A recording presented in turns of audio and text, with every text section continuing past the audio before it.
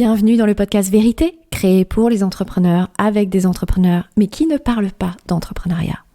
Je suis Ombeline Becker, j'accompagne depuis plus de 10 ans ces femmes et ces hommes qui portent une mission pour changer le monde, élever les consciences et créer un impact positif dans notre société. L'entrepreneuriat devient la meilleure façon d'avoir de l'impact. Mais chez ces entrepreneurs, j'ai souvent constaté un abandon de leur intégrité, de leurs besoins, de leur bonheur. Ils se sacrifient pour prioriser la performance ou minimiser leur véritable pourquoi, par peur de perdre ce qui a déjà été construit. Dans ce podcast, j'ai décidé de leur redonner la parole parce que je sais que l'entrepreneuriat est surtout un chemin d'éveil, de transformation qui remet nos valeurs spirituelles au cœur de nos entreprises et donc de la société.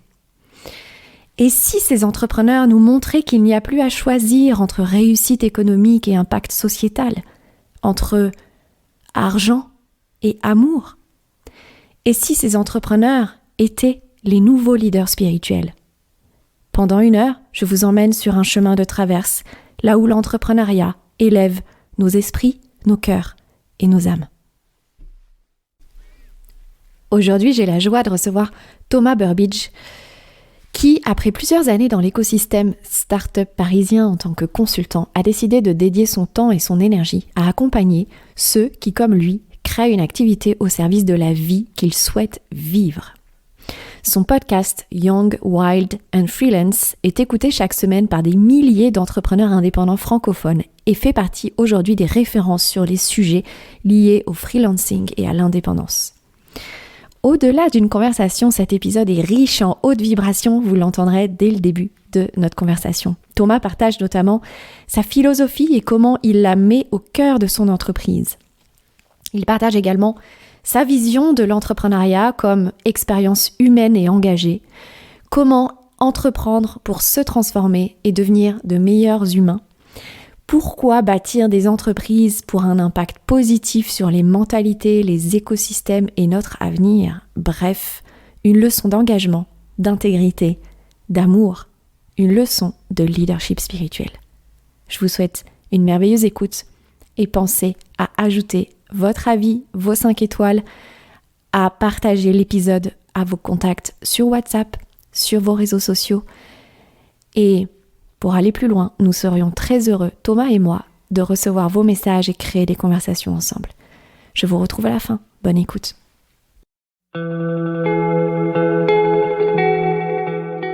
Bonjour Thomas, bienvenue Salut. dans ce podcast. Coucou Ombeline. Merci d'avoir accepté mon invitation pour créer cette conversation en vérité ensemble.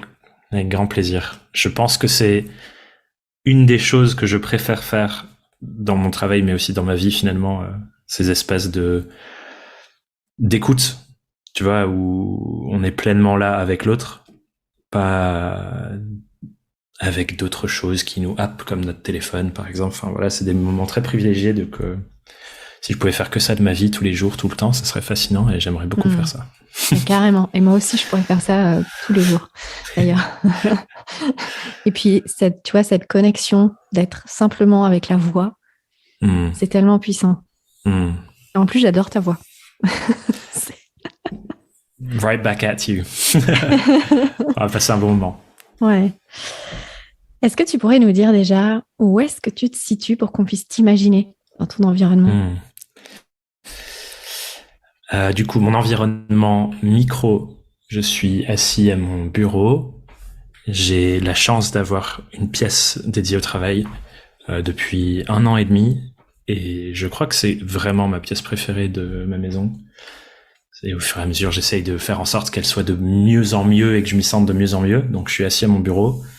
À ma gauche, j'ai une grande baie vitrée qui donne sur une espèce de vue à 180 degrés où on a le lever et le coucher du soleil sur l'horizon tous les jours parce que, donc, où je suis au niveau plus macro, je suis dans un tout petit village en Corrèze, tout en haut d'une colline, dans une maison passive, qui est une maison, en gros, qui n'a pas besoin d'énergie pour être chauffée, elle est pensée pour vivre avec l'environnement.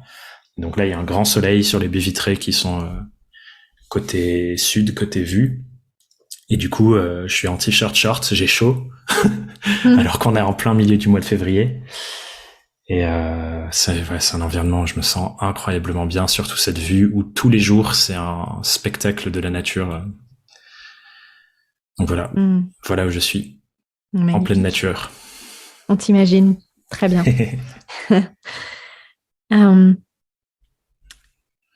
La première question que j'ai pour toi, Thomas, c'est pour nos auditeurs.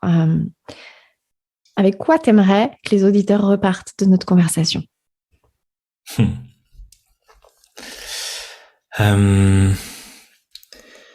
Moi, une réflexion que j'essaye d'apporter dans ce que je fais, c'est toujours la prise de recul. Je l'apporte beaucoup dans mes conversations personnelles aussi. À chaque fois qu'on parle de tel ou tel sujet, je suis toujours... j'ai souvent ce rôle un peu chiant de la personne qui essaye de dézoomer pour voir que les choses sont plus complexes que ce qu'on pourrait le croire. Surtout dans des conversations où tout le monde va dans le bon sens. Je suis souvent la personne, même si je suis d'accord avec tout le monde, je me positionne en mode « Attends, et si on pensait à cet autre truc ?» Donc je pense que ce que j'aimerais que les personnes qui nous écoutent, surtout si elles sont entrepreneurs, ou qu'elles ont une entreprise, c'est une prise de recul sur leur place à eux et à elles dans cette boîte, mais surtout la place de leur boîte dans les écosystèmes dont cette entreprise fait partie et dans le monde dans lequel on habite. Parce que je crois que nos entreprises ont des rôles très importants à jouer et ne doivent pas oublier les écosystèmes desquels elles font partie. En tout cas, en ce moment, c'est vraiment une réflexion qui anime un peu tout ce que je fais. Donc je pense que j'aimerais bien créer, pas forcément des réponses, mais des questionnements sur ce sujet pour que, suite à la conversation, ça se poursuive. Carrément. Et j'invite d'ailleurs tous les auditeurs à écouter ton podcast avec Alex, avec Alexandre Dana sur une entreprise au service du monde. On a bien creusé le sujet, ouais. Et pour qu'on te connaisse un petit peu mieux, est-ce que tu pourrais nous partager un peu les grandes étapes ou les moments forts de ton parcours pour devenir qui tu es aujourd'hui? Globalement, j'ai l'impression que pour l'instant, j'ai vécu, on va dire, 4 grandes phases dans ma vie. J'ai 28 ans. Ces phases ne sont pas égales. Celle qui a duré le plus longtemps, c'est celle de mon enfance, adolescence, début d'éducation supérieure. Où en gros, j'ai grandi dans une famille avec des parents qui étaient assez, voire très hippies, qui ont vécu le rêve de quitter la ville, s'installer à la campagne, retaper une maison de leurs mains et vivre simplement. Et c'est une éducation que je conserve et dont je suis incroyablement fier et heureux. Enfin, j'ai beaucoup de gratitude pour ce que mes parents m'ont légué et pour la vie familiale qu'on a. Et en même temps, en habitant au fin fond de nulle part et en grandissant dans ce cadre-là, j'ai grandi avec une espèce de combat intérieur de j'ai envie de faire rupture avec ça et devenir quelqu'un. On grandit dans une société qui nous transpose des idéaux et qui nous, je vais utiliser le mot conditionne à désirer certaines choses. Et les choses que je désirais à l'époque, surtout quand j'étais adolescent, c'était faire plus d'argent parce que l'argent c'était parfois un sujet dans la famille, réussir à faire ce que je voulais quand je voulais, devenir quelqu'un d'important sur un sujet. Je pense que cette phrase de devenir quelqu'un était très présente dans cette première phase-là de ma vie, que j'ai donc poursuivie. Je suis arrivé à faire mes études à Paris Dauphine, qui est une super belle université. J'ai commencé à faire mes études en alternance dans un cabinet de conseil. Tu vois la voie toute tracée de la société où tu mets ton costard cravate, tu te prépares à un job où tu as un salaire de 3, 4, peut-être plus tard 10, 15 000 euros par mois, et on te dit c'est ça la voie. Et du coup la rupture s'est faite au moment où je mets un pied très concret dans ce monde-là. Donc c'est ma première semaine d'alternance à la Défense, dans cette tour. Et la seconde phase de ma vie arrive le vendredi soir, quand je quitte le travail à la fin de ma première semaine, et où mon père décède d'une rupture d'anévrisme. Du coup, une rupture d'anévrisme, c'est un vaisseau sanguin qui explose dans le cerveau, qui inonde le cerveau de sang. Au mieux, on survit avec des lésions physiques et neurologiques parfois très intenses qui peuvent aller jusqu'à la paralysie. Au pire, c'est terminé en quelques heures parce que le cerveau fonctionne plus une fois inondé de sang. Ici, c'est la deuxième chose qui s'est produite. Et je reçois un appel de ma mère ce soir-là qui me dit il faut que tu sautes dans un train, on est tout à l'hôpital et en gros il faut juste que tu viennes et l'idée c'est qu'ils vont débrancher la machine quand t'arrives. Et là la deuxième phase de ma vie commence à ce moment-là où je traverse le deuil. J'ai beaucoup de colère, beaucoup d'incompréhension de pourquoi et j'ai une photo de lui là sur mon bureau que je regarde en disant ça. Et pourquoi une personne avec autant d'amour, de bienveillance, qui a toujours fait tout pour les autres, comment c'est possible qu'une personne comme ça soit embarquée aussitôt à 57 ans? Enfin voilà, ouais. Est-ce que tu as la réponse aujourd'hui? Je sais pas si j'ai la réponse. Je sais pas si j'ai la réponse de pourquoi cette personne est embarquée en soi, mais j'ai trouvé une réponse qui me convient dans l'histoire de ma vie. Et c'est justement le fait de trouver cette réponse qui m'embarque dans la troisième phase, où en gros, après avoir traversé toutes ces étapes très difficiles de deuil, où j'étais un peu... l'image que j'utilise souvent, c'est dire je suis devenu un artiste maudit, habillé en noir, où j'avais le droit à tout, parce que ma douleur le justifiait. Et quand je repense à cette période de ma vie qui a duré 1 an et quelques, je vois les crasses que je faisais dans mes relations. J'étais pas une personne très respectueuse dans mes relations, notamment mes relations intimes, mais tout justifiait ça, dans le sens où j'étais quelqu'un qui avait souffert de quelque chose d'atroce, et donc on pouvait pas m'en vouloir. Et c'était devenu un peu une coquille avec laquelle je me protégeais, de me dire regarde ce qui s'est passé d'horrible, ça justifie tout ce que je peux faire, tu peux pas m'en vouloir. Et du coup je vivais des relations où les gens s'attachaient à moi et moi non, et du coup c'était ok, j'avais pas besoin de m'attacher, c'était normal.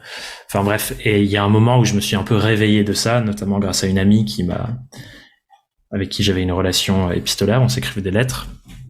Et elle m'a mis un peu un coup de pied dans la fourmilière un jour dans une de ses lettres en disant que je suis dans une pièce noire. Toutes les autres pièces de la maison sont éclairées, il se passe plein de belles choses, mais moi je reste dans ma pièce noire, j'ai fermé la porte à clé, personne peut ouvrir de l'extérieur, les gens peuvent me soutenir à l'oral en parlant par la porte, mais il y a personne qui peut rentrer, me lever, me faire sortir. Et que moi je sais qu'il y a la lumière qui est là, mais je choisis de ne pas ouvrir la porte. Et ça un peu secoué, c'était dur à entendre, et en même temps... je crois que c'est ça vraiment les amitiés fortes, c'est les gens qui te disent ce genre de choses quand il faut les dire. Et c'est ça qui m'a fait tomber dans la troisième phase de recherche et c'est un peu la phase développement personnel de ma vie où je découvre les questionnements de soi, tous ces livres classiques que tout le monde lit au début, comme les blessures qui empêchent d'être soi de Lise Bourbeau, Miracle Morning, enfin toutes ces choses-là. Et où j'entame une sorte de recherche de, ok, c'est quoi le prochain chapitre de ma vie? Et que je commence à questionner ce qui m'est arrivé en me disant, ok, j'ai 2 choix. Soit c'est le début de la fin, soit c'est le début d'une autre page. Parce que, voilà, j'avais quelque part le pouvoir sur l'impact de cet événement sur ma vie. Et en cherchant, j'ai beaucoup questionné ma mère, mes proches, sur la vie de mon père et les décisions qu'il a prises et un peu sa philosophie de comment il vivait. Et je me suis rendu compte que tout au long de sa vie, son entourage, là où moi je disais dans ma phase 1 de vie, la société avait projeté sur moi son plan pour moi de devenir quelqu'un, mais mon père, toute sa vie, c'était son entourage qui l'avait fait. Son père était un consultant très connu sur le sujet de la productivité des usines. Il a écrit plein de livres dessus. D'ailleurs, il y a un des lecteurs de ma newsletter récemment qui a fait le lien et qui m'a envoyé des photos du livre de mon grand-père qu'il a dans sa bibliothèque en disant je viens de capter parce qu'il avait écouté un podcast où je parlais de mon père et de mon grand-père. Et donc le père de mon père, ce niveau-là de réussite entre guillemets, sa mère était docteur, pareil, gros diplôme, belle réussite. C'était le dernier d'une fratrie de 4. le plus vieux des grands frères, a hérité d'un clan écossais, et donc c'est le cheftain du clan. Celui juste en dessous est devenu avocat et a notamment été très impliqué dans la lutte pour la protection des avocats en Colombie, où en gros il y a beaucoup d'avocats qui se font tuer par la mafia du coin quand ils défendent les gens qui sont contre la mafia. Et du coup, il a mené beaucoup d'actions là-bas pour sécuriser davantage la profession des avocats. Donc pareil, enfin des choses où on peut briller, entre guillemets. Alors que mon père, son rêve, c'était faire sa petite life et faire retaper sa ferme en Dordogne, ce qu'il a fait. Mais pour ça, quelque part, il a dû rejeter les attentes de sa famille. Et jusqu'à aujourd'hui, même, il y a une tante avec toute la bienveillance de cette personne qui est dans sa réalité, mais qui se moque un peu de ce que mon père a fait de sa vie. Il a voulu lancer une boîte à un moment de déménagement et il faisait n'importe quoi. Et c'était, enfin moi c'est drôle a posteriori, tu vois, mais je comprends que d'autres personnes disent mais en fait tu vrilles, tu vois, tu brilles. Et du coup je me suis reconnecté à cette philosophie pour raccrocher avec les phases de ma vie en me disant tiens, si mon père était, et si la mort de mon père intervenait à un moment critique pour moi, comme s'il voulait m'envoyer un message que j'étais pas prêt à entendre, ça aurait été quoi ce message? Et ça, cette question naît de je ne sais où, mais sûrement de mes lectures, de mes questionnements spirituels. J'ai lu un livre sur la mort, la vie après la mort, très intéressant. Enfin, bref, tout ça se nourrit. Et je me pose cette question de s'il pouvait m'envoyer un message, si sa mort signifiait une phrase philosophique pour guider ma vie, ce serait quoi? Et ce que j'ai écrit un jour dans mes 3 pages matinales, comme on fait dans ces moments de vie, c'était que toute ta vie, les autres projetteront sur toi leur définition d'une vie bien vécue, mais la quête de la vie, c'est de se raccrocher et de trouver la sienne. Et que celle de mon père, c'était rejeter les attentes de voilà ce qu'il faut que tu fasses pour réussir dans la vie, poursuivre les siennes en achetant cette vieille ferme défoncée en Dordogne, en la retapant de ses mains et en faisant une sorte de havre de paix pour sa famille. Où du coup j'ai grandi en escaladant des pierres tout nu comme un petit hippie. Et quand je comprends ça... Ouais, vas-y, pardon. Non, vas-y. Parce que du coup on est phase 3 sur 4 si t'as suivi. Ouais, j'ai suivi. Et du coup cette phase 3, c'est ok, comment je vis différemment avec cette philosophie-là? Si mon père voulait me transmettre ça en partant, c'est quoi les conséquences sur comment je dois vivre? Et quand j'ai cette prise de conscience, je suis dans ma dernière année d'études à Dauphine, et une des consciences que j'ai, c'est ok, je sais pas ce que je veux, je sais pas ce que c'est ma définition du bonheur, de la réussite, d'une vie bien vécue. Par contre, ce que j'ai cru comprendre, c'est que le travail allait prendre une énorme place dans les conditions de ma vie. C'est 10 000 jours, 90 000 heures, 4 000 semaines, je crois. Enfin bref, c'est faramineux le temps qu'on passe à travailler. Ouais. Et donc la première réflexion que j'ai eue, c'est si au moment où je trouve ma définition d'une vie bien vécue, je vais avoir le contrôle pour la créer, il faut que j'ai un max de contrôle sur mon travail. Et ce que j'avais vécu pour l'instant, c'était le cabinet de conseil, le monde des agences, où clairement, t'as très peu de contrôle quand tu commences à bosser. On te fait travailler jusqu'à 2 heures du mat sur les charrettes parce que le projet est super urgent, tu comprends, faut le rendre demain. Donc t'as peu d'emprise, en fait, sur tes conditions de vie. Et à ce moment-là, d'une manière très hasardeuse et en même temps pas forcément peut-être, je tombe sur une pub de Crème de la Crème, qui est une plateforme pour freelance, et à l'époque, sa cible, c'était les étudiants, en disant quand t'es en études, t'as un savoir à valoriser, tu le valorises de plein de manières, mais tu peux le valoriser en faisant du travail en freelance et en te faisant payer par des boîtes qui ont besoin de gens qui ont tes compétences, mais qu'eux n'ont pas. Et donc tout naïvement, je clique sur la pub, je vais sur le site de l'URSSAF, je crois, je crée mon statut, et pendant ma dernière année d'études, je me lance à mon compte. Je commence à faire un peu tout ce qu'on me propose. Je fais du marketing, je fais de la com, je fais des réseaux sociaux, je fais tous les trucs qu'on m'attribue à avoir des compétences. Je fais même de la photo à un moment pour une blogueuse mode qui pense avoir trouvé la perle rare alors que j'ai appris la photo sur YouTube 3 semaines avant la mission. Enfin, j'étais en mode, je me bouge pour avoir les conditions que je veux et pour créer mon propre travail. Et donc je continue ça après mes études. alors que tous mes profs, tous les gens de la classe, enfin, j'étais l'ovni, quoi. C'était, attends, t'es dans une des meilleures universités de France, t'as accès aux plus beaux postes dans les plus belles boîtes, et t'es en train de nous dire que tu veux pas ça, et que tu veux créer ton propre truc seul, en te faisant payer 3 francs 6 sous, et encore quand tu trouves des clients. Et j'étais là, ouais. Et donc ça enchaîne sur ma phase entrepreneuriale dans laquelle je suis encore, qui a énormément évolué depuis ce jour-là. Le lancement, c'est en 2016 que j'ai commencé. Donc ça, il y a eu plein de pages dans ce grand chapitre entrepreneuriat que j'aurais pu redécouper ici en les présentant, mais ça fera un autre podcast. Exactement, c'est très long. Mais globalement, je pense que ce qui définit énormément qui je suis et ce que je fais, qui était ta question de base, c'est cet événement de la mort de mon père qui me précipite dans tellement de questions vitales, je crois, sur notre courte existence sur Terre et qu'est-ce qu'on en fait. Et à quoi tu dis oui, en fait. Qu'est-ce que tu choisis, à quoi tu dis oui. Ouais. En fait, voilà, j'ai cette vie, j'ai à peu près 80 ans, peut-être plus, si on en croit l'évolution de l'espérance de vie. À quoi j'ai envie de dédier ce temps, sachant que beaucoup de ce temps va être passé à travailler dans notre structure sociale et sociétale actuelle, là où le travail est au centre. Bah, ok, à quoi ça ressemble pour moi, quoi. Et ce que je voulais dire tout à l'heure, c'est que ça me touche beaucoup ton témoignage, parce que moi, j'ai perdu mon père en 2012. Et donc, en t'écoutant, je me pose la question de quel aurait été son message, tu vois, à travers son décès. Et en fait, je pense que c'est le même. Ouais. Donc, Tu faisais quoi en 2012, du coup? Eh ben, c'est la première année de mon entreprise. Tu vois, je me suis installée en tant qu'entrepreneur en janvier 2012. Donc, tu vois, ça fait 11 ans. Et papa est décédé en septembre. Donc ouais, et je pense que lui, c'était pareil. Il est devenu entrepreneur à la fin de sa vie. Ouais. Et ça le rendait tellement heureux d'avoir choisi son modèle, son style de vie. Et je me souviens de mon grand-père qui, le jour de l'enterrement, avait été très touché des témoignages des gens qui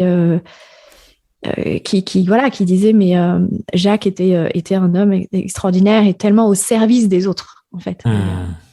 Et voilà. Et donc, il a découvert ça les dernières années seulement de sa vie. Donc voilà, je pense que le message serait similaire à ton père. Voilà. Ouais. Et je trouve que, tu vois, ce questionnement, il m'a fait énormément de bien à l'époque. Et ça tu vois, j'ai l'impression que depuis ce moment-là, j'ai un grand truc sur le rapport à la mort, et je pense que peut-être dans une future phase de ma vie, je ferai peut-être quelque chose sur le sujet. Mais tu vois, ce questionnement, il m'a accompagné aussi dans la mort de mon grand-père, qui est mort l'année du Covid, le tout début du Covid, enfin avant le Covid, c'est 2020 je crois, du coup je me souviens plus exactement. 2019, mais c'est marrant, le mien aussi, fin 2019. Ouais, là c'était le père de ton père? Le père de ma mère. De ta mère, pour le coup. Mais j'ai écrit un discours pour son enterrement où je parlais de ça, je disais en gros que dans plein de philosophies à travers le monde, la mort est vue comme à la fois la fin et le début de quelque chose, et que ici on se réunit comme tout bon enterrement pour célébrer la fin de quelque chose pour lui. Et du coup, j'ai posé la question à tout le monde et de me dire, et si lui était là, ce serait quoi le début qu'il souhaiterait à chacun et chacune d'entre vous? Parce qu'en fait, on peut prendre cet événement, aussi triste qu'il soit, et en faire quelque chose. Et ça avait beaucoup touché les gens. Et je pense que c'est un questionnement autour de la mort qui fait du bien, en fait, de se dire, oui, il y a quelque chose qui se termine, mais pour honorer. Et c'est pour ça qu'il y a cette photo de mon père à côté de mon bureau quand je travaille. Chaque jour, je l'ai là. C'est parce que tout ce que je crée aujourd'hui, quelque part, c'est ça, comment dire, j'allais dire sa lignée, mais c'est son héritage, tu vois. C'est que je ne ferais pas du tout ce que je fais là sans cet événement. S'il n'était pas mort, je serais certainement en agence de stratégie de marque ou dans une grande agence de pub à Paris, et ma vie serait complètement différente. Est-ce que je serais heureux dans cette autre vie? Je ne sais pas. J'ai pas le don de l'omniscience pour le savoir, je me raconte que non. Mais tu vois, je me dis, on peut faire ça en fait. On peut prendre la mort, la transformer en quelque chose comme le cycle naturel Bien des sûr, plantes ouais. aussi, tu vois. Oui, et puis comme chaque moment comme ça, clé dans notre vie, que ce soit un décès, que ce soit un accident, que ce soit une maladie, euh, Ouais. ce sont je dirais pas des cadeaux cachés parce que ça fait un peu trop d'effets perso, mais voilà. C'est des choses qu'on peut transformer, Bien sûr, ouais, à bien mon sûr. sens. Et c'est pas tout de suite. Là où le développement personnel, je pense, a beaucoup de dérives, c'est que souvent ça devient une injonction à la transformation des choses. Donc Ouais. t'as vécu un truc difficile, plus t'es fort, plus t'es capable d'en faire un atout vite. Mhm. Et je pense que le message ici, il se perd un peu. C'est plutôt de dire que il y a quelque part dans cet événement une petite étincelle de potentiel pour que ça se transforme dans le temps en quelque chose qui peut te nourrir. Mais c'est ni une obligation, ni un truc à faire tout de suite, parce que ces études sur la courbe du deuil existent pour une raison. Toutes les personnes qui accompagnent à se remettre d'un trauma existent pour une raison. C'est que je pense que c'est un des trucs les plus difficiles à faire dans notre existence humaine. Et puis de toute façon, ce rapport au temps, Et il est différent pour aussi tout le bien monde en en tant plus. qu'entrepreneur que dans le développement personnel et dans notre société moderne, on va dire, il a été beaucoup challengé. Et je pense qu'effectivement, aujourd'hui, on revient à cette tendance du slow life, Ouais. à ce besoin de ralentir, d'accepter le temps aussi. Ouais. Et il y a un outil de coaching que j'ai découvert sur ça qui en parle un peu, du coup, qui est fascinant et que je vais partager. C'est un Américain qui s'appelle Jim Dethmer, qui a plein d'outils fascinants sur ce genre de choses à partir de quel espace de conscience est-ce qu'on vient approcher un problème ou approcher une douleur.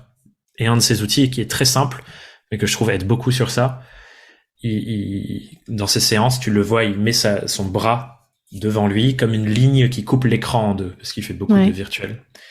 Et en gros, il pose à tout le monde la question de, face à cet événement, est-ce que tu es au-dessus de la ligne ou en dessous de la ligne?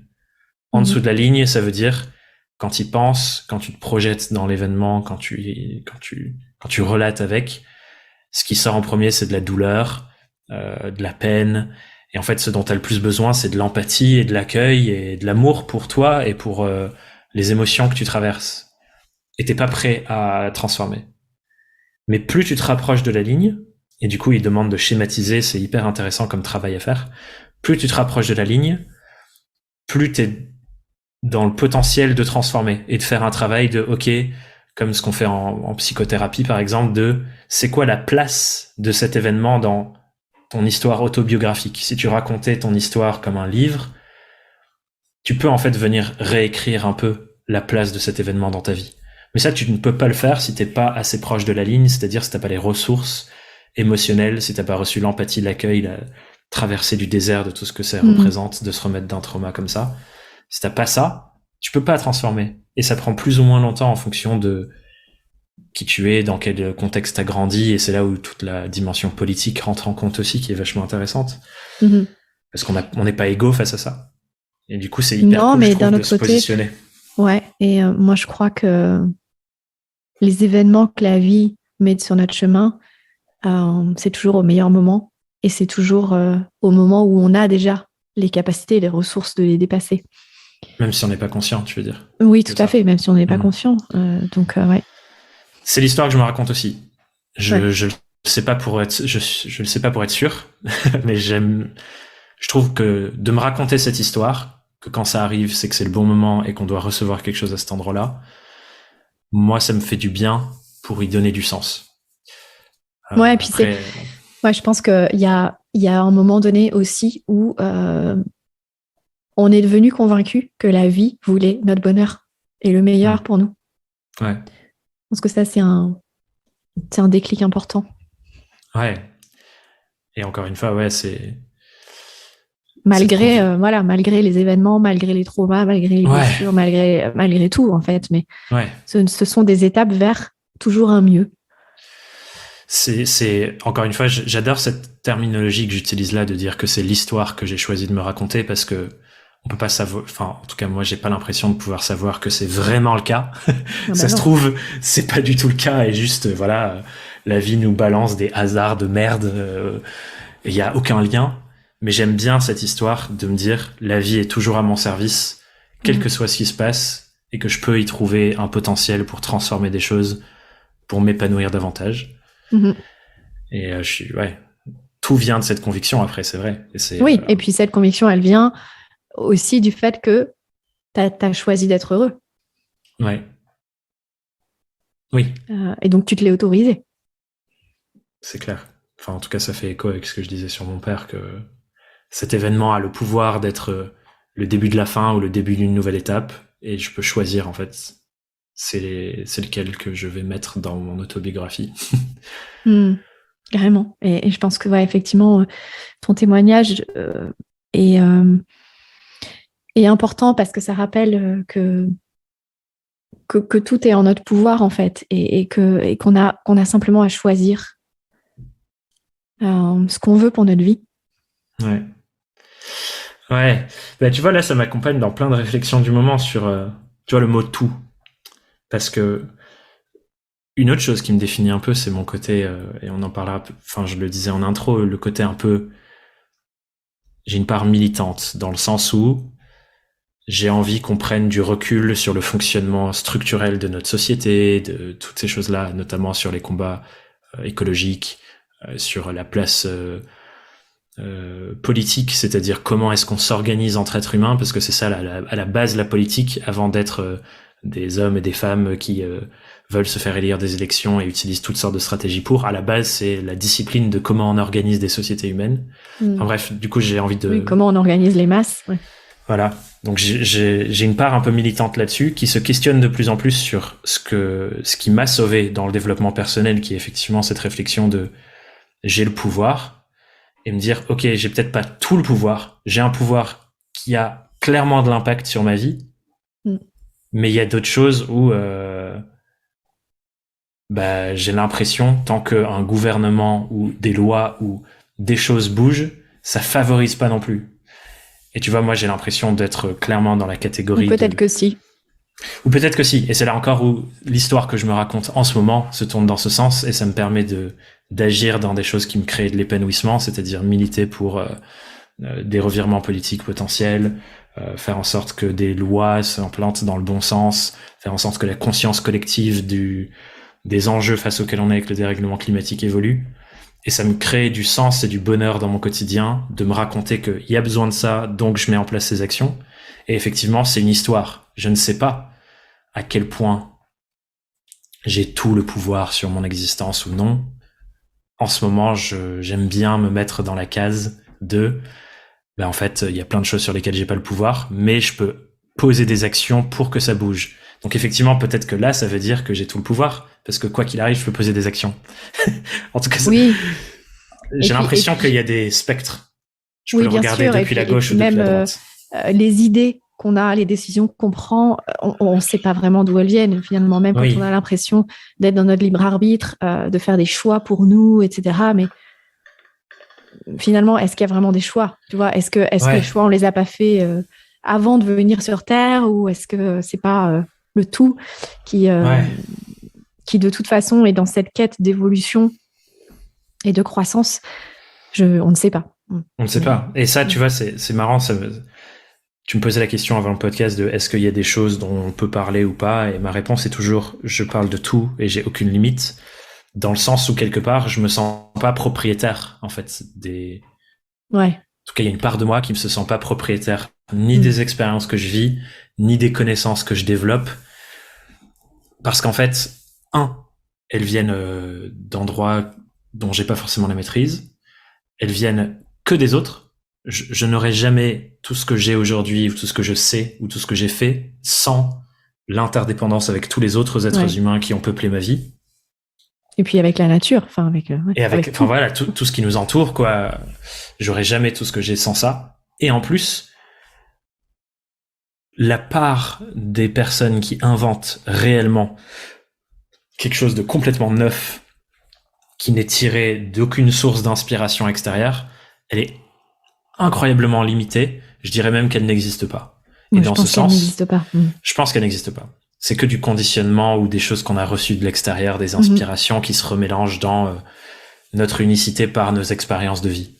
Et dans ce sens, du coup, moi, je me dis, en fait, c'est quoi quand quelqu'un, tu vois, je vois souvent des gens qui sont horrifiés parce que quelqu'un a copié leur post sur Instagram, et je suis en mode, ben en fait, ça t'appartenait pas forcément au début. Oui, propriété intellectuelle, c'est important de protéger ses œuvres et tout parce que oui, puis c'est quand même important de respecter l'intégrité des autres, tu vois, même si, tout à fait. tout nous rien ne nous appartient, mais bon, il y a quand même un respect de l'autre. Complètement. Et en même temps, moi, je me dis, ben en fait, pourquoi cacher des trucs? Pourquoi ne pas, dans mes articles bilan, mettre tous les chiffres de ma boîte et être ultra transparent dessus? Parce qu'en fait, ça m'appartient pas. Je suis en train de traverser ça et de vivre des expériences et de retenir des choses et d'essayer de les transmettre au mieux. Et je me considère un peu comme comme un réceptacle. Il y a des choses qui transitent à travers moi et que je rends et qui prennent une couleur un peu différente en passant à travers moi parce que j'ai une expérience de vie différente de tous les autres êtres humains sur Terre. Donc pourquoi pas mettre une petite couleur nouvelle? Mais c'est venu de quelque part et ça s'en va quelque part d'autre. Ça stagne pas en moi, quoi, tu vois. J'avais lu, je crois que c'est dans Conversation avec Dieu. J'aime bien cette définition. Alors moi, la vie, le tout, le divin. Enfin voilà, chacun met le mot qui lui convient. Dans lequel en fait, donc entre guillemets, Dieu parle et dit qu'il a créé les humains pour mieux se connaître dans toutes ses facettes. Et donc ça, tu vois, ça me fait penser à ça, ce que tu partages là, c'est-à-dire que finalement, chacun, on est un outil pour expérimenter le divin, pour expérimenter la vie, et chacun avec notre unicité, notre singularité, avec notre vibration unique, on va apporter quelque chose. Grave. Et c'est là où, dans ce que tu dis, moi, ce qui me émerge en premier, c'est de nouveau ce terme de interdépendance. C'est-à-dire que si on est tous et toutes des petites facettes de quelque chose d'autre, eh bien en fait, la vérité ne se trouve que dans les facettes réunies. Mais les facettes sans les autres n'existent pas. Exactement. Et du coup, ça me parle à quelque chose qui est très important pour moi dans mon entreprise, notamment, c'est de conserver l'humilité que je ne sais rien. J'apprends tous les jours, mais je ne sais vraiment rien par rapport à l'immensité du savoir. Et que les meilleures choses viennent du collectif et de l'intelligence collective à tous les niveaux. Et tu vois, ça me permet de me sentir bien mieux en plus avec les grandes oppositions entre les points de vue. Enfin, je me dis, ok, à chaque fois que quelqu'un exprime quelque chose, que je sois d'accord ou pas avec, il y a à l'intérieur de ça quelque chose à en tirer. Et que le travail à faire, c'est entre guillemets, prendre sa petite pioche et son petit truc et délimiter les contours de tiens, ça m'apporte quoi? Quelle place ça a dans le fait de me rapprocher le plus en plus de la vérité, de comment fonctionne le monde, de comment fonctionne une entreprise, de comment on se développe en tant qu'être humain, enfin voilà, sachant qu'on ne saura jamais vraiment. Mais je trouve que c'est fascinant de se dire, ok, on joue tous à un grand jeu. La clé de ce jeu, ce serait de réunir le savoir de tous les êtres humains sur Terre, de toutes leurs expériences, et là, on aurait la réponse. Et encore, c'est pas sûr. Pas sûr, non. Et on n'arrivera jamais au bout. Je sais pas si la réponse, elle est sur Terre, en fait. En plus, c'est vrai. D'ailleurs, oui, parce que peut-être que les facettes, c'est pas que l'humanité. Oui, c'est ça. Il y a peut-être pas que la Terre. Moi, je crois en d'autres humanités plus avancées et d'autres moins avancées aussi. Et tout ça forme aussi un autre tout au niveau, au niveau encore au-delà de la planète. Après, si on s'aventure là-dedans, je pense que on va sortir de cette conversation. Après, mon intention, tu m'as posé la question au début, c'était qu'on sorte avec du recul et plein de questions plus que de réponses. Donc effectivement, c'est peut-être une des voies pour remplir cette intention, c'est de se désatelliser et de se dire, ok, je suis un morceau de poussière sur un morceau de poussière au milieu d'une infinité de rien. C'est une des voies. C'est une des voies. Et peut-être que c'est un peu trop dézoomé par rapport à ce que les gens cherchent en écoutant cet épisode, je ne sais pas. Tout à fait. Je vais recadrer. On redescend. On redescend dans la matière tout de suite. Ouais. Et je crois que c'est un truc important dont tu parles souvent pour les gens que t'accompagnes d'ailleurs, de oui, désatelliser c'est bien, mais il y a la matière, faut pas qu'on l'oublie, quoi. Bah, les deux, c'est aussi toute la richesse de toutes ces facettes et une facette n'existe pas sans les autres. Donc pour moi, la spiritualité et la matière, c'est ce qu'on est venu expérimenter ici et en tant qu'entrepreneur, c'est tellement riche d'expérimenter aussi ça. Ouais.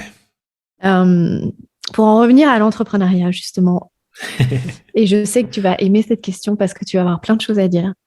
Formidable. En quoi l'entrepreneuriat est important dans notre société, Thomas? Ah, Ombeline, merci. Tu as raison, j'ai beaucoup de choses à dire. Reprenons ce point d'entrée de l'interdépendance. C'est impossible pour un être humain d'exister isolé de tous les autres êtres humains. Et ça, c'est souvent des trucs où ça me fait vriller de constater la beauté de la complexité du monde dans lequel on vit, c'est que toutes les choses qui m'entourent, donc je parlais de mon bureau au tout début, je suis dans mon bureau, j'ai ce bureau en bois devant moi, il y a aussi pas que du bois, il y a une sorte de matériau métallique pour les pieds, à côté de moi là il y a une plante, il y a la maison dans laquelle je suis. Toutes ces choses, c'est pas moi qui les ai façonnées et construites, et en même temps, elles sont avec moi tous les jours, et elles embellissent ma vie. De la même manière, ce que je mange et ce que je consomme. C'est pas moi qui ai mis l'effort nécessaire pour que ces choses existent. Les carottes que j'ai mangées à midi dans un curry, c'est un petit producteur local, un maraîcher, que je vois le dimanche quand je vais au marché, qui met beaucoup d'amour et d'entrain dans ce qu'il fait et à qui j'achète ces carottes, je sais pas, 2 € le kilo, je sais même plus le prix. Et tu vois, je ne peux pas exister isolé de toutes ces autres personnes qui contribuent à mon existence. Et pour moi, l'entrepreneuriat, c'est de se dire, qu'est-ce qui manque à cette interdépendance humaine pour que tous et toutes ensemble, on s'épanouisse un peu plus. Et donc la question, qui est la question qu'on pose avec Alexandre Dana dans l'épisode de podcast que tu mentionnais plus tôt, de c'est quoi une entreprise au service du monde?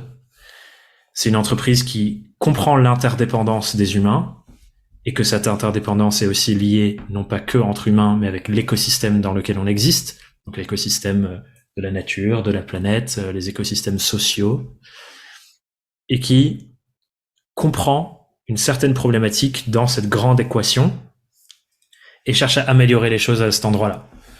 Donc par exemple, c'est ok, tiens, je vois que si on prend mon cas par exemple, les gens qui se lancent à leur compte en tant que freelance, il y a un énorme déficit d'accompagnement, de soutien et de confiance pour ces gens-là.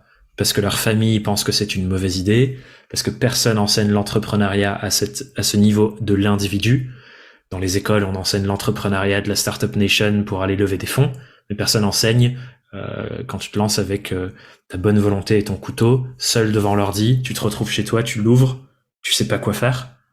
Mais on apprend à créer, on apprend des entreprises, mais on n'apprend pas à devenir entrepreneur. Ouais, complètement. Et donc toutes les facettes humaines que ça recèle aussi. Donc ça, c'est un problème pour améliorer l'existence des êtres humains qui m'inspirent, que j'ai identifié. Et en même temps, les autres choses que ça touche, c'est ok, c'est quoi la place de ces entrepreneurs freelance-là dans leur écosystème local? Tu vois, genre le maraîcher dont je parlais, il a un rôle très important dans l'écosystème local autour de chez moi, dans le petit village en Corrèze.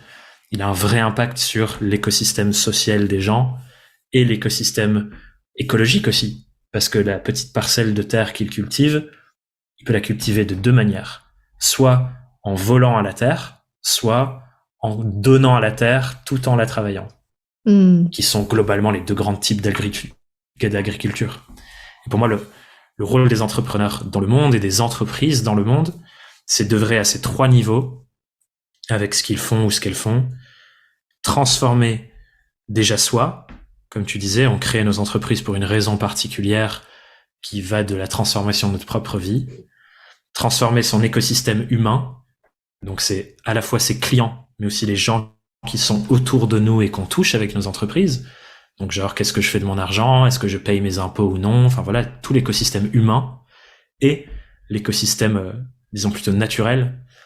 Et toi et moi, dans le mastermind de Live Mentor avec Alex, on a beaucoup réfléchi à cette question de c'est quoi une entreprise résiliente. Et je crois que les entreprises Et les plus robuste, résilientes et robustes, c'est les entreprises qui savent que si dans 200 ans, 300 ans, l'espace de notre planète ne peut plus accueillir des êtres humains parce qu'on l'a détruit, nos entreprises meurent.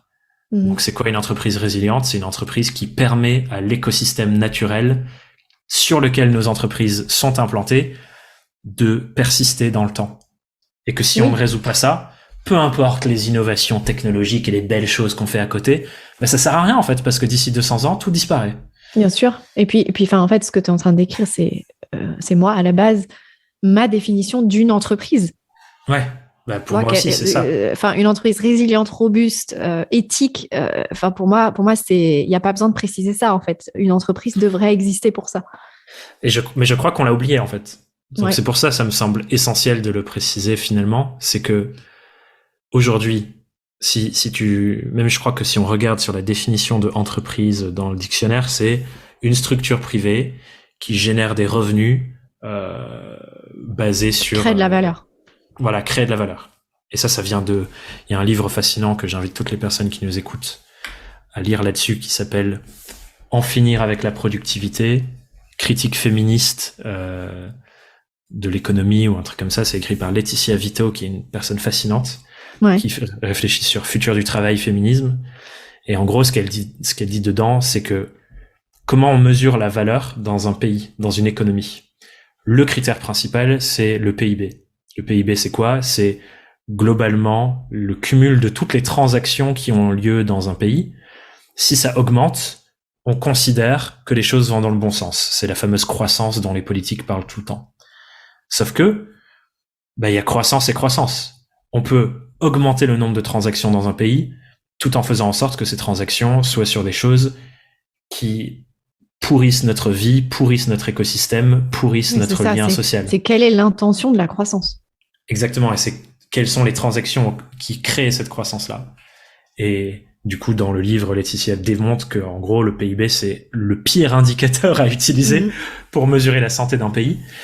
Et moi, dans mes réflexions, il y a un autre pays qui est imparfait aussi, mais qui a une autre réflexion qui est intéressante, je trouve là-dessus, c'est le Bhoutan.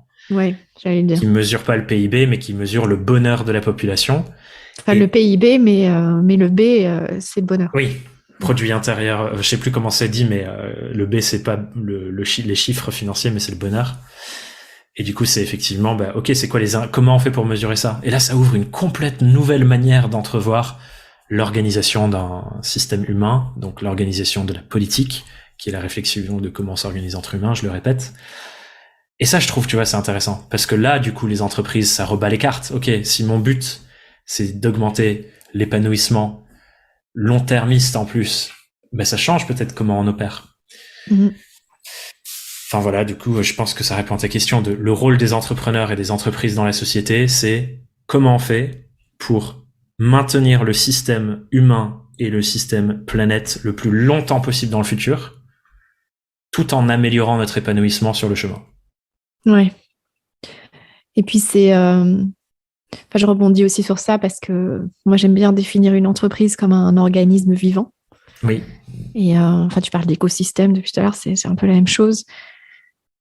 Et donc quel organisme vivant est mon entreprise et quelle est ma relation avec cet organisme vivant de façon à ce que il puisse s'expanser de lui-même en fait. Tu vois, grandir, remplir sa mission sociétale, créer des liens, des relations saines, faire sa part en fait, et au-delà de moi. C'est clair.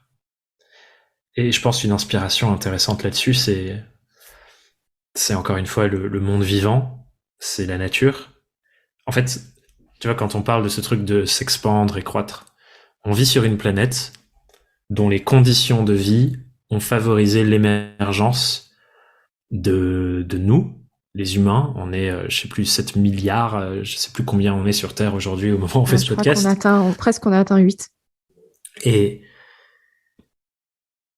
tu vois, c'est fou de se dire, à aussi grande échelle, il y a toutes les conditions qui font qu'on puisse exister de la manière dont on existe, qu'on imagine tous ces trucs complètement dingues, comme la technologie qui nous permet de faire cet épisode. Enfin, c'est fou, tu vois, de se dire ça. Et nous, on se dit, ok, il y a un truc, ça fait des millénaires, des millions et des millions d'années, que d'année en année, il y a une sorte de essai et erreur qui a créé cette richesse de fou. Et nous, on essaye d'être plus intelligent que ça. Et il y a un livre que je lisais sur ça, en gros la biomimétique, donc c'est comment tu t'inspires de la nature pour faire des choses, et qui dit le labo recherche et développement le plus puissant au monde est sous nos yeux.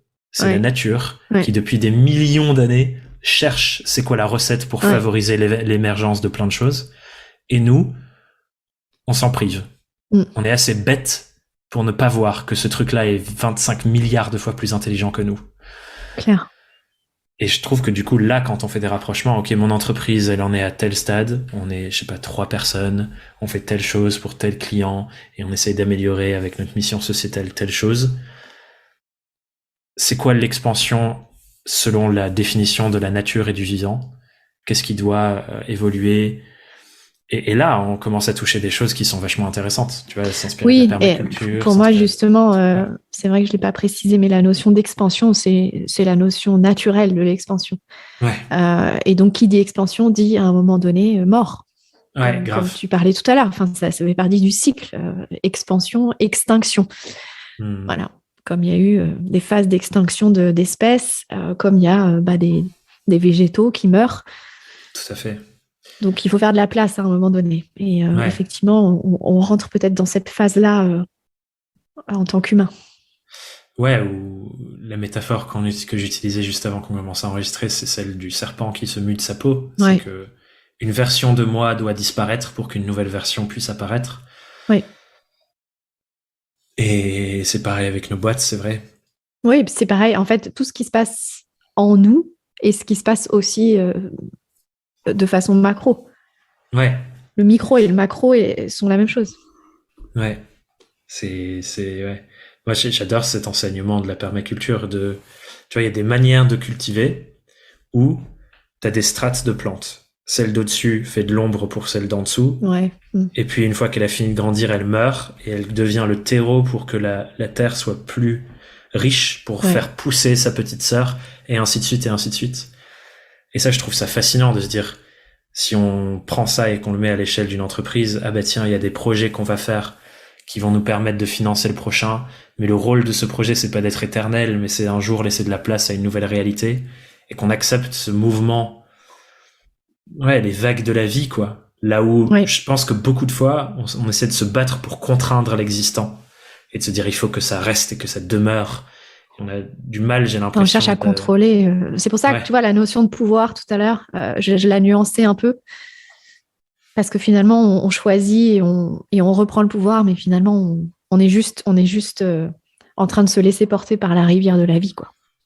Grave. Et on n'a pas de contrôle sur les contours de la rivière.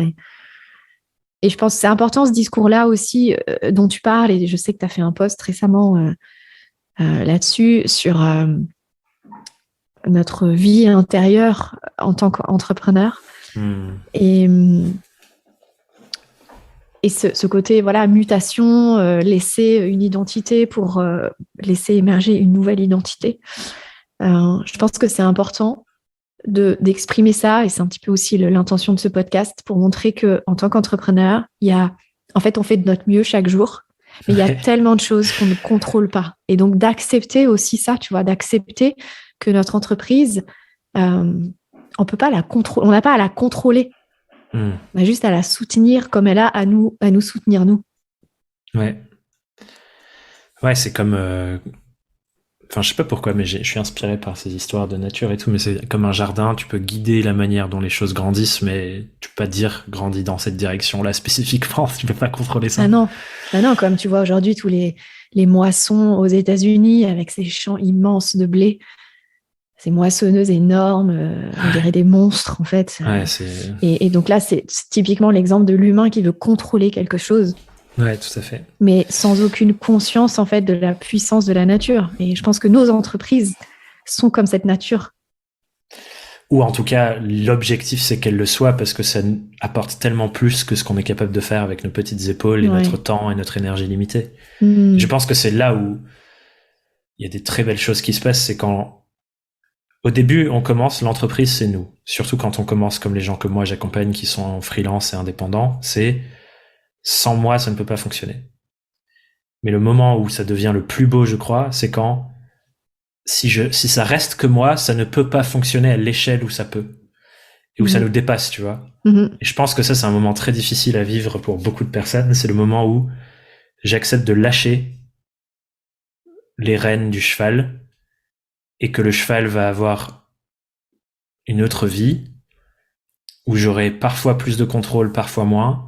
Il va se passer parfois des belles choses, parfois des moins belles. Mais si je lâche pas, je me prive de plein de belles choses qui peuvent se passer parce que je lâche le contrôle. Et ça, c'est un des trucs que j'ai le plus appris sur la délégation et le fait de créer une équipe autour de soi et ainsi de suite ces derniers temps, notamment cette année dernière, et j'en parlais dans mon article bilan de l'année 2022, c'est quand tu donnes des choses à quelqu'un à faire parce que tu as envie qu'elle rentre dans ton équipe, il faut surtout pas lui donner que des tâches. Parce que tant que tu donnes que des tâches, tu conserves toutes les décisions et tu conserves surtout le libre arbitre de la personne dont tu lui prives, en fait. Et c'est en mode, fais ça. Quand tu l'as fait, montre-moi. Je te dis si c'est bien ou si c'est mal. Ça, c'est normal de reproduire ça parce que c'est ce qu'on a appris à l'école. C'est ce qu'on a appris beaucoup dans notre éducation avec nos parents. C'est ce que la société nous transmet comme mode opératoire parce que, c'est le stylo rouge sur la feuille. On veut des bons petits salariés qui exécutent bien des tâches pour entrer dans un moule. Mais ça ne fonctionne pas très bien, à mon sens, pour s'expandre quand on parle du vivant et tout. Et du coup, ce que j'ai appris, c'est plus, en fait, il faut que j'accepte que je vais avoir quelqu'un avec moi qui n'est pas du tout dans la même réalité que moi et qui, du coup, apporte une nouvelle réalité, une nouvelle couleur, et c'est beau aussi. Mais que donc, elle va faire des choses incroyables que moi, j'aurais pas pu entrevoir parce que c'est pas moi. Et aussi, des erreurs que j'aurais pas faites si c'était moi. Mais dans ce mélange, il y a des super belles choses qui ne pourront sortir que quand je lâche prise. Que quand je décide que, ok, cette personne, elle rejoint l'entreprise, elle a des objectifs que j'ai envie qu'elle remplisse. Mais par contre, la manière d'aller vers les objectifs, tant qu'elle incarne les valeurs qui nous sont chères, en fait, ça la regarde presque. Et moi, ce que je veux, c'est qu'on aille dans le bon sens. Mais comment on y va exactement dans la minute près de ce qu'elle fait de sa journée? Si je dois avoir un regard sur ça, je deviens un goulot d'étranglement pour ma boîte. Je suis pas en train de libérer le potentiel. Clair.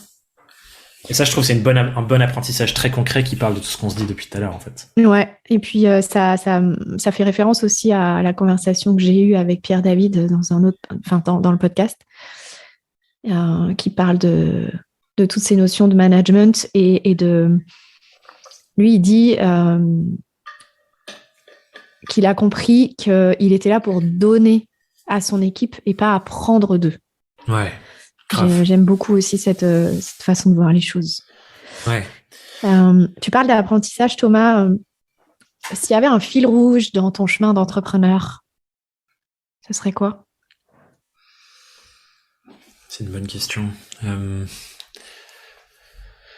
pense que c'est...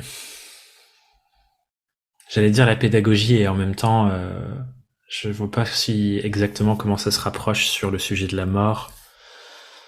Mais pédagogie, transformation, c'est les deux mots avec lesquels qui reviennent souvent. Mais globalement, ce qui me fascine, et ce qui est un peu de ces deux mots, c'est comment les êtres humains intègrent de nouveaux savoirs sur eux ou sur une expertise particulière, donc les apprennent, les intègrent, donc ça veut dire ça fait partie d'eux, puis les appliquent. Et ce processus, je le trouve fascinant parce que ça parle autant de savoir très concret, du genre un truc que j'enseignais en séminaire récemment, de l'importance de ton prévisionnel financier, comment tu utilises ça pour prendre tes décisions d'investissement ou pas dans ta boîte, tous ces trucs-là. Mais ça parle aussi de comment t'apprends que ce qui est important pour toi dans la vie, c'est telle valeur et telle manière de faire les choses. Et que souvent pour ça, on doit traverser des choses très inconfortables. Et tu vois, c'est cette complexité de l'être humain que je trouve fascinante et que j'essaye de mettre à fond dans tout ce que je fais, de Ok, si on comprend mieux cette réflexion de comment un être humain apprend, intègre et applique des choses dans sa vie, et si on peut mieux accompagner ce processus, pour moi actuellement sur le sujet de l'entrepreneuriat, mais peut-être dans le futur sur l'intégration et la transformation d'un trauma comme la mort d'un proche, et ben là, on ouvre nos potentiels un peu plus que ce qui est déjà le cas. Donc je dirais que c'est ça, tu vois, c'est ça qui me fascine, et à chaque fois que je rencontre des gens, que je lis des trucs, je suis nourri de l'expérience de vie de cette personne et des prises de conscience que cette expérience a mené et qui font qu'aujourd'hui cette personne fait telle chose plutôt que telle autre. Je trouve ça assez beau, ouais, de voir Donc c'est une forme c'est une forme de digestion. Comment chaque personne digère un savoir, une connaissance, une information et la retransmet à sa façon ou l'incarne à sa façon. On peut dire ça. On peut dire ça. En tout cas, c'est ce que je mets derrière le terme que j'utilise de expérience pédagogique, que j'utilise pour tout ce qu'on fait avec ma boîte, qui est de dire que pour recevoir, digérer et appliquer quelque chose, la dimension de quel est le savoir est certes importante, mais la partie de l'expérience qu'on vit pour l'intégrer est également très très importante. Dans le sens où c'est quoi les choses dont on se souvient le plus dans nos vies? C'est les expériences très difficiles, très émotionnellement chargées, voire traumatiques, et notre corps s'en souvient d'ailleurs mieux que nous-mêmes des dizaines et des dizaines d'années après. Pourquoi c'est le cas? Parce que c'est des expériences de vie très frappantes, très marquantes, très chargées émotionnellement. C'est quelque chose... Exactement. C'est un super terme, empreinte. Et ça, c'est quelque chose que l'éducation fait très mal. Parce qu'on enlève toute la dimension de l'être et on essaye de rendre ça le plus froid et rationnel possible avec du par cœur, avec du juste, du faux. Et ça nous prive d'une énorme partie de comment on fonctionne, en fait. Et ce qui est peut-être un peu fait exprès, d'ailleurs. Hein. Ce qui est peut-être un peu fait exprès. Et en même temps, je me dis, c'est dommage, en fait, parce que on pourrait beaucoup mieux enseigner les maths, l'histoire, toutes ces choses, en les rendant plus dans la matière de ce qu'on vit. Et tu vois, un exemple qui est souvent pris, c'est de se dire, oui, un truc de maths que tu fais dans une salle de classe qui se ressemble toutes sur un cahier blanc, c'est une chose. Mais quand tu prends ce même cours et que tu l'appliques dans, t'emmènes les gosses dans un supermarché et tu les mets derrière la caisse enregistreuse. Et là, tu commences à leur demander, OK, calcule-moi combien est-ce que l'entreprise a fait cette semaine. Et du coup, ils sont en mode, OK, on a vendu temps, mais on a dépensé tant. Et là, tout le savoir devient hyper concret. Ils ont une vraie expérience qui s'ancre en mémoire de, OK, ce truc que j'ai appris, je sais à quoi il sert dans la matière, je me souviens de moi en train de le faire. Ça change tout dans la manière de le retenir et de l'appliquer. Bien sûr. C'est ça dont je parle en termes d'expérience, tu vois. C'est, OK, je peux me reprojeter avec tous mes sens dans un endroit qui colle avec un savoir particulier. Et alors, j'ai perdu le fil de ce que je voulais, de là où je voulais t'amener. Je rends ça difficile aussi. Je prends des chemins de traverse. Non, mais tu vois, j'avais une idée, puis tu as parlé des enfants derrière une caisse enregistreuse. Ça m'a amené sur des souvenirs que j'ai vécu avec mon fils là, parce que j'ai eu une période où il a été déscolarisé. Et voilà. Et du coup, j'ai complètement lâché où est-ce que je voulais t'amener. Mais c'est pas grave, on va passer à autre chose. T'en fais pas. Si tu veux, je peux te balancer la bille tu me posais la question de le fil rouge de ma carrière. Ça, je m'en souviens. Ouais. On est venu sur pédagogie, transformation, apprentissage et intégration des savoirs. Ouais, je te disais la digestion. On parlait de l'empreinte aussi. En quoi c'est important pour toi, cette notion de savoir? Que les gens accèdent à un savoir. En quoi c'est important pour toi? Je suis en train de lire un livre qui m'informe pas mal sur la teneur de ma réponse en ce moment. C'est un livre que Alexandre m'a offert d'ailleurs, dont on parle beaucoup depuis le début de cet épisode. Mais dont on parle dans tous les épisodes en fait. D'accord, J'ai l'impression que c'est un peu le fil rouge effectivement pour l'instant des gens que t'invites. Tout le monde a croisé à un moment donné Alexandre Dana. Et du coup, c'est un livre qui s'appelle... Il est le premier épisode du podcast. En plus. Bon, les gens le connaissent du coup. Ouais. Mais du coup, ce livre s'appelle Une éducation. Et c'est sur une fille qui grandit dans une famille de mormone. Je sais pas si on dit mormone, mais une famille de mormons. Ouais. Mormon, voilà. Et ça raconte, en gros, elle raconte ses souvenirs de sa vie, de sa plus tendre enfance, à un moment devoir choisir entre rester fidèle à ma famille et à l'enseignement que j'ai reçu, qui est du coup très très très enfin c'est chaud quoi. Quand je le lis, ça me fait peur presque, mais à quel point c'est cadré, c'est hors, genre c'est en mode on se reclus de la société, le reste c'est le diable, et où elle découvre l'école et où elle découvre des choses genre l'Holocauste dont elle avait pas conscience. Enfin, elle découvre énormément de choses à un moment donné quand elle accède à l'université. Et pour accéder à l'université, elle doit rejeter sa famille et son père qui veut absolument pas qu'elle y aille. Enfin bref, c'est toute une histoire comme ça. Et ça change sa manière de voir le monde, en fait. Et je crois que une des raisons pour lesquelles ça me tient autant à cœur, c'est que nos croyances sont importantes, mais je crois que nos croyances alliées avec la seule forme qu'on a trouvée, la meilleure forme qu'on a trouvée de se rapprocher de la compréhension de cette planète et cet univers étrange dans lequel on passe du temps, c'est la science. Donc les deux liés ensemble, je trouve que c'est des outils qui nous permettent d'accéder à un meilleur épanouissement. Et j'observe, tu vois, par exemple, que je le vois beaucoup dans mon écosystème et dans ma communauté d'entrepreneurs et de freelance, c'est que le réflexe, et je ne sais pas exactement d'où il vient, mais je pense que c'est structurel et conditionné par la société, le réflexe en premier qu'ont énormément de ces gens, c'est soit se culpabiliser soi, soit culpabiliser une autre personne extérieure, et donc ça brise des liens humains, ou des liens avec soi, et que quand on ramène une forme de savoir qui est basée par exemple sur comment le cerveau fonctionne, ou ce qui se passe naturellement dans notre vécu émotionnel, les gens se détendent en mode c'est normal ce qui m'arrive. Je suis pas une horrible personne. Je suis pas nul. C'est pas de sa faute à lui. C'est juste naturel ce qui se passe. Et ça, je trouve que c'est incroyable l'effet que ça a sur les gens pour accéder à plus de épanouissement personnel, plus d'épanouissement professionnel aussi, et dans ce qu'ils peuvent transmettre et donner à d'autres. Et que le lien entre les deux est hyper important.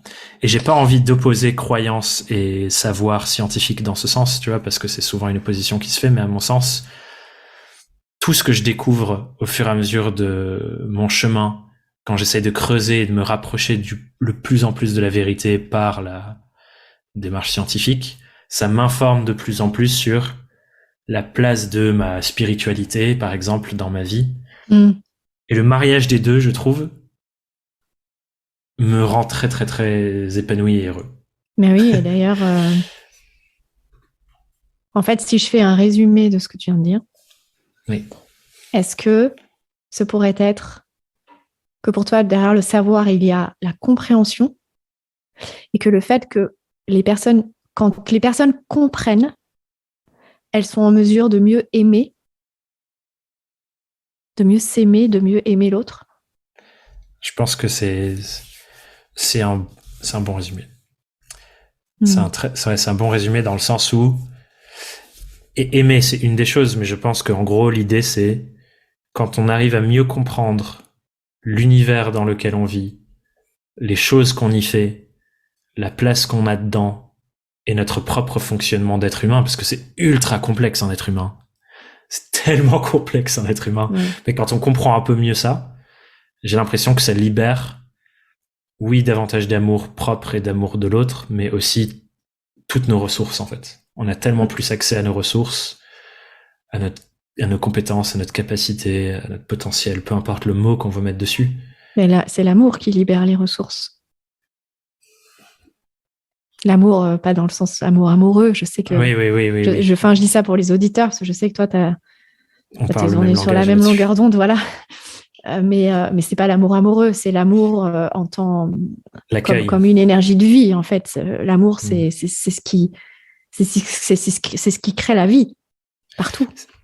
C'est drôle d'ailleurs, parce que tu l'as mentionné pareil, ce mot avant qu'on commence à enregistrer, et tu le redis là. C'est la première valeur de ma boîte. On en a 4, et la première, c'est amour. c'est amour et accueil. Et c'est posé à cet endroit-là parce que, comme ce qu'on fait, c'est accompagner des transformations de vie par une transformation du travail. Donc, c'est créer ou développer son entreprise pour avoir plus de ce qu'on veut dans la vie. Et peut-être que je pourrais conclure sur pourquoi le nom de notre boîte, c'est Kaleidoscope Horizons, parce que ça parle de ça. Mais l'amour est la valeur première, parce que, à mon sens, toutes ces transformations ne peuvent opérer si on ne se sent pas dans un espace rempli d'amour et d'accueil, c'est-à-dire où notre passé est notre passé, il n'y a pas de jugement là-dessus, on est ici pour construire le futur, et on peut être accompagné pleinement là-dedans, peu importe ce qu'on a fait avant, peu importe qui on est, peu importe tout ça. Et à mon sens, sans ça, tu vois, c'est de la sécurité émotionnelle, on peut pas transmuter pour aller vers d'autres choses. Exactement. Je te rejoins sur ce que tu dis, c'est l'amour dans ce sens qu'il libère toutes les ressources pour faire après. Oui, et puis je pense que notre passé nous sert aussi à comprendre ce que l'amour n'est pas. Pour qu'à un moment donné, on puisse dire « je choisis ce qu'est l'amour et je dis oui à découvrir et à l'expérimenter ». Ouais, mais là, il y a plein de trucs fascinants dont on pourrait parler sur l'éducation. Mais oui. Un autre épisode. et puis, c'est aussi pour ça que je t'ai invité dans ce podcast, c'est parce que on partage cette vision de l'entrepreneuriat comme chemin d'amour. Je ne sais plus dans quelle autre conversation on abordait ça aussi. Je crois que c'est avec Alexandre d'ailleurs, chaque palier en tant qu'entrepreneur est une capacité supplémentaire de recevoir l'amour. Ça me parle. Ça me parle. J'aimerais beaucoup continuer encore plusieurs heures avec toi, Thomas. Ça commence à être un long épisode, mais j'ai l'impression c'est un peu ma signature, c'est que je ne peux pas m'arrêter, ou je ne veux pas m'arrêter. J'adore ces conversations qui durent et qui durent. Mais bon, on peut pas durer à l'infini, c'est vrai. En fait, on devrait faire un podcast H24 en ligne, tu sais, en direct. 24 heures live. 24 heures live. On dort carrément. Ça s'appelle un podcast comme la télé-réalité. Bon. Mais peut-être que du coup, le mot de la fin, je peux conclure sur cette notion de horizon kaléidoscopique qui est le nom de la boîte, parce que je pense que ça remplit l'intention que je posais en arrivant ici de faire prendre du recul.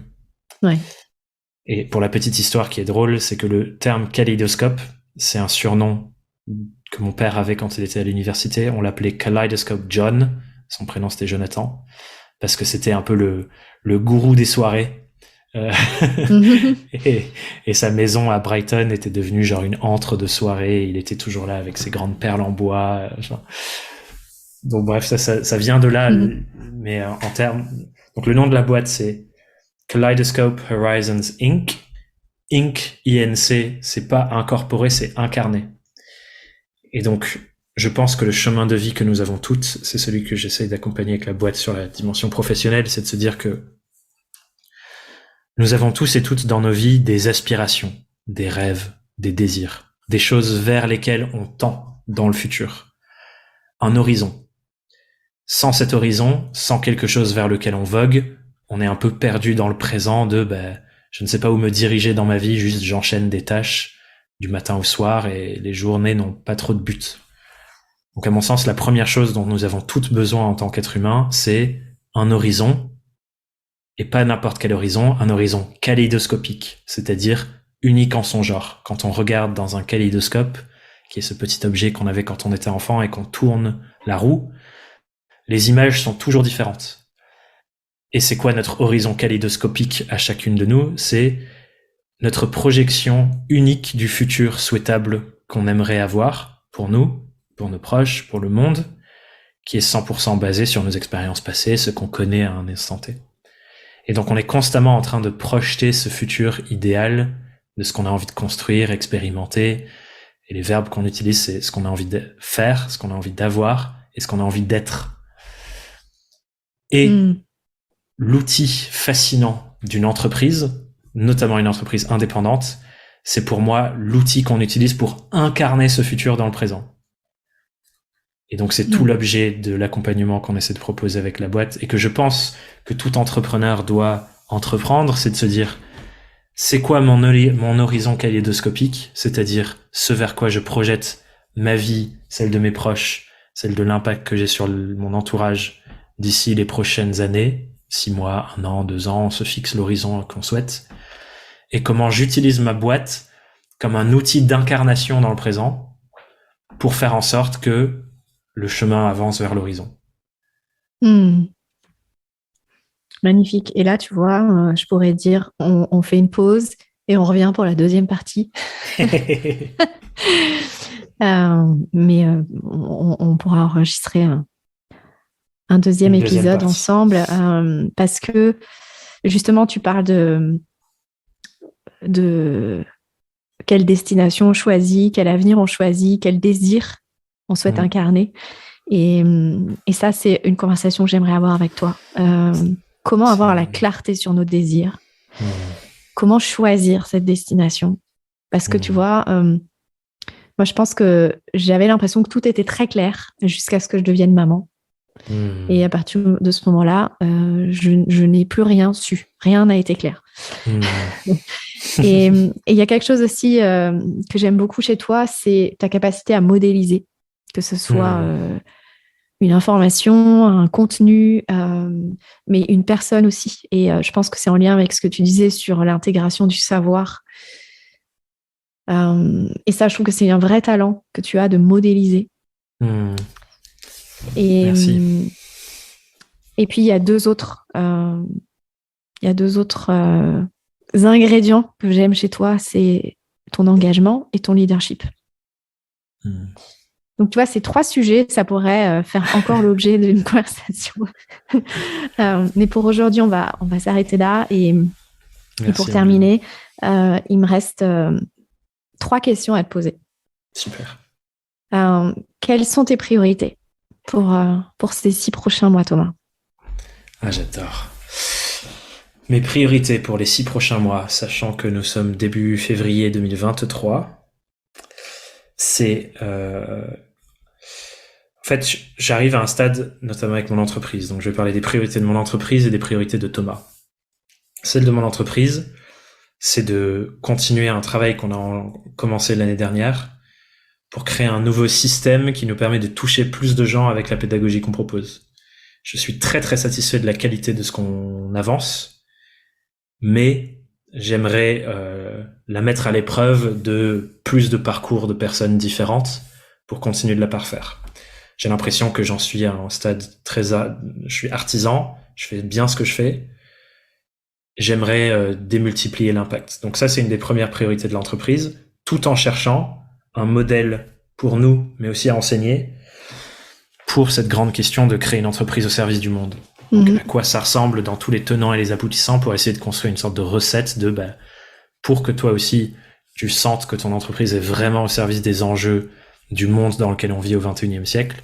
Voici les grandes questions à se poser et voici des pistes de réponses que tu peux explorer. Donc ça, c'est les 2 grandes priorités de l'entreprise, c'est toucher davantage de personnes parce que on a ce message qui me semble très important à répandre sur c'est quoi le rôle d'une boîte et la place de l'entrepreneur à l'intérieur par rapport aux enjeux du monde.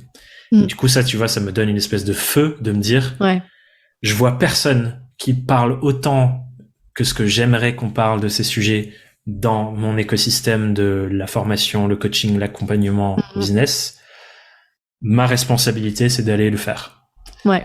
Donc ça, c'est une de mes priorités. Et l'autre, qui est une priorité plutôt de Thomas envers Thomas, c'est de construire ce système d'une manière qui me dépasse et où je deviens, comme les autres personnes dans l'équipe, un morceau d'une chaîne de valeur qui produit des belles choses, mais plus le morceau. Là où aujourd'hui, les gens viennent pour Thomas, ils viennent pas pour l'entreprise, et ça va donc s'accompagner d'une transmutation de Thomas Burbidge vers Kaleidoscope Horizon. Où en fait, j'ai un rôle parmi d'autres, mais je suis personne, tu vois, je suis un petit être humain comme plein de petits êtres humains. Oui, mais tu resteras quand même la personne source de l'entreprise. en tout cas, je contribuerai d'une manière où je fais une différence pour la boîte et j'ose espérer que les autres personnes... Tu restes le gardien de la vision. Oui, ça c'est sûr. Ça c'est sûr. Mais ça sera mon rôle, tu vois. Et d'autres gens ont d'autres rôles qui sont tout aussi importants pour bien délivrer. Bien sûr. Donc ça, c'est le truc auquel je garde et qui va m'apporter plein d'autres beaux bénéfices derrière, de ne plus être le goulot d'étranglement. Ça m'ouvre beaucoup d'autres potentiels pour le reste de ma vie.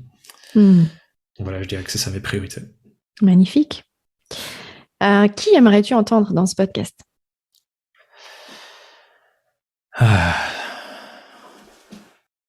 Bon, je vais te dire le goal ultime. Ouais. Et ensuite, je vais ramener un peu plus dans la matière de ce qui est possible à court terme. J'aimerais énormément entendre le Dalai Lama sur, à son sens, la place des gens qui œuvrent par des entreprises pour le monde. Je suis beaucoup inspiré par beaucoup de choses dans la philosophie bouddhiste. Pas forcément dans l'incarnation pratique de cette religion, mais dans les principes et les préceptes, ça me parle beaucoup. Donc ça, c'est une réponse. Je vais t'en donner une autre. J'aimerais beaucoup, et je pense que c'est plus une question de j'aimerais beaucoup que les chefs d'entreprise entendent cette personne plus que le fait que j'aimerais qu'elle passe dans ce podcast. Mais c'est... entendent, je dirais même écoutent vraiment cette personne. Ou ces personnes. Donc je pense à Arthur Keller, qui fait des conférences fascinantes sur ce qui se passe au niveau structurel par rapport au dérèglement climatique et la place de tout le monde là-dedans. J'aimerais beaucoup que, je vais dire Emmanuel Macron ou tout autre dirigeant de groupe politique, parce que quelque part ce sont des chefs d'entreprise, l'entreprise étant l'organisation de la civilisation française. Et la France est un business. Et la France est un business quelque part, on pourrait soutenir ça. Ben, tu vois, ces gens-là, j'aimerais beaucoup qu'ils entendent Arthur Keller, Aurélien Barraud, pas juste les entendre, les écouter vraiment et s'offrir la curiosité nécessaire de vraiment s'intéresser à leurs paroles. Je dirais aussi Jean-Marc Jancovici, enfin, tu vois, ces personnes qui portent parole à différents axes sur en fait le plus grand défi de la civilisation depuis le début de notre existence humaine. En fait, depuis qu'on s'est mis sur deux pattes, on n'a jamais fait face à quelque chose d'aussi important que ce qui risque de causer notre disparition dans les quelques centaines d'années qui suivent. Et donc je pense que les gens qui dirigent les plus grandes entreprises de notre pays mais du monde et les gens qui dirigent les entreprises politiques ont besoin d'avoir plus d'écoute pour ce genre de personnes. Donc je pense que si eux en ont besoin, n'importe quelle autre personne qui écoute ce podcast, ça ne peut pas du tout leur faire de mal. Et je leur souhaite de mettre de l'intérêt sur ces personnes-là. Donc voilà, le défi c'est le Dalai Lama, mais si tu peux... tout est un défi en fait là. Ces autres penseurs de l'écologie, je pense que ça serait pas mal. Ouais. Avec quoi tu repars de notre conversation, Thomas?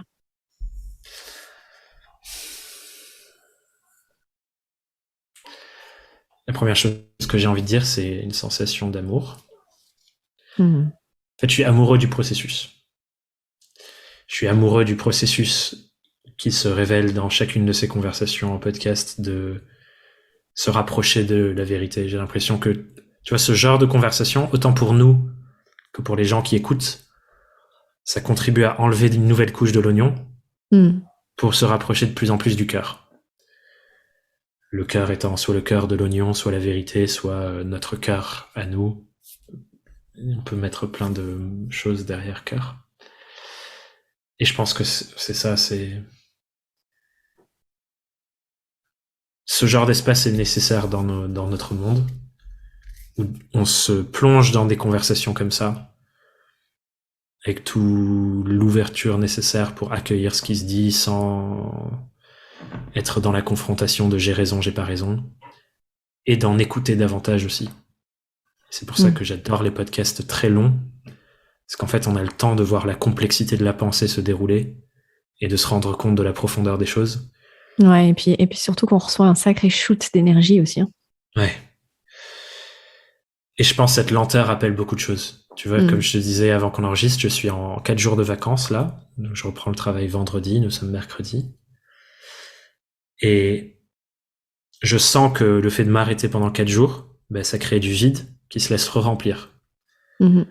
Là où le rythme de notre monde, avec TikTok, les formats très courts, les podcasts de plus en plus courts aussi, ben en fait c'est un rythme qui ne laisse pas le temps de se vider, ça remplit tout le temps. Et donc je repars avec certes une formidable conversation, mais aussi cette sensation de parler ici, ça contribue à ces 4 jours de vide que je me crée pour me laisser re-remplir par la suite.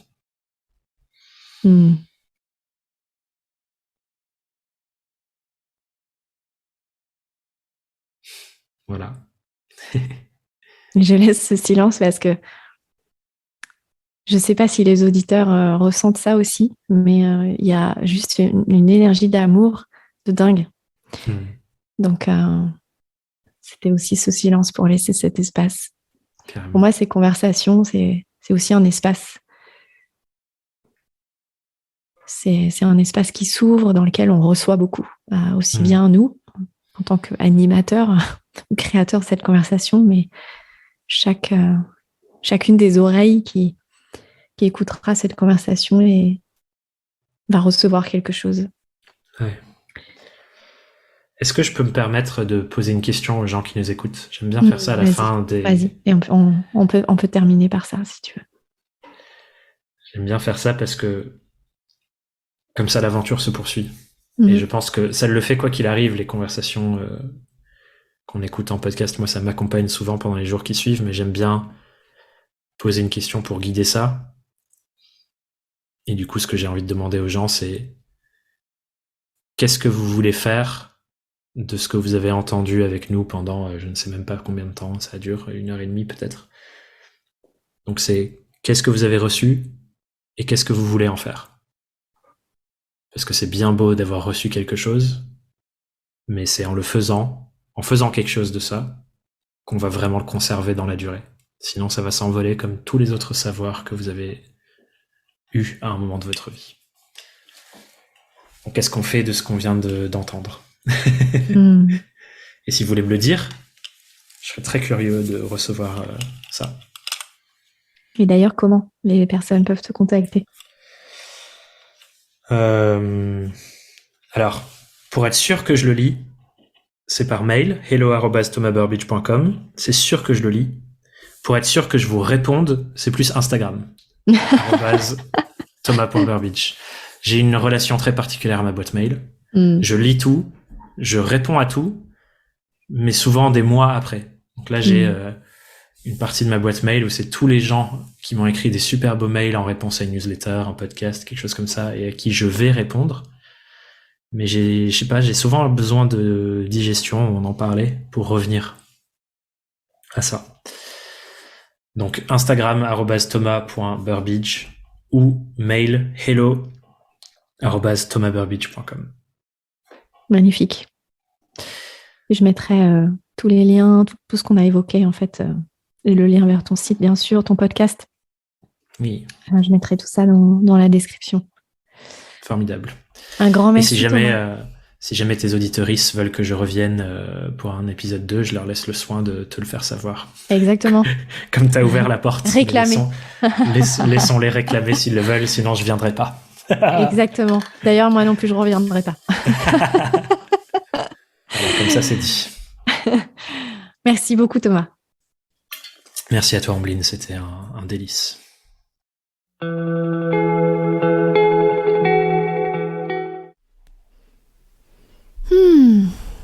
Eh bien, je ne sais pas vous, mais moi, j'ai pris un sacré shoot de haute vibration et d'amour.